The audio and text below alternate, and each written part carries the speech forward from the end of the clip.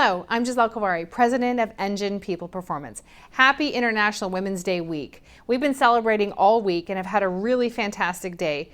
I kicked it off this morning working with a group of executives around understanding how they can leverage the generational differences in order to drive greater performance and productivity from their teams and create more engagement.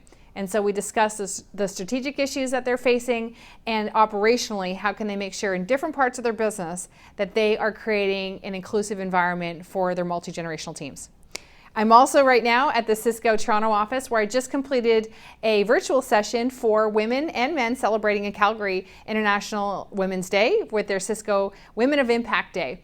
And so you see the really cool technology behind me. I get a chance to work with this telepresence where I get to see everybody in the office in Calgary and share with them some of my thoughts and my research.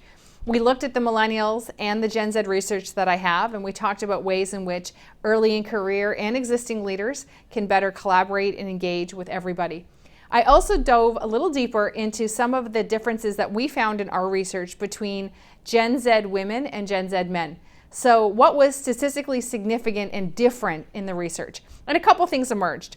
One was that the Gen Z women said that I expect and I desire to learn new skills and develop more so than the men said. And so they really are putting an emphasis around growth and development.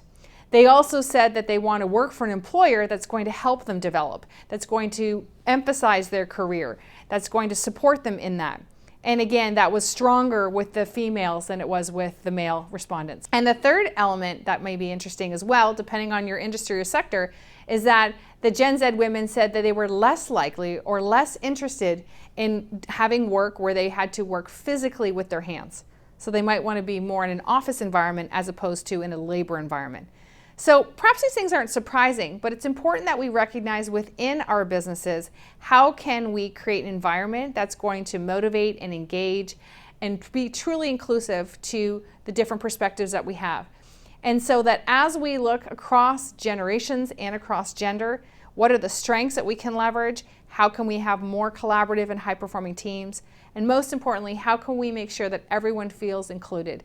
That inclusion and value is part of what's embedded within your organizational culture all year long, not just International Women's Day week, not just when we're celebrating the differences, but when we're really looking for the opportunities that we can maximize the strengths that each generation and each gender brings to our teams. So, thank you so much for all of your support over the last year. As a female entrepreneur, I love all the encouragement, and we keep going strong, and I hope you have a wonderful International Women's Day this weekend. Thanks so much.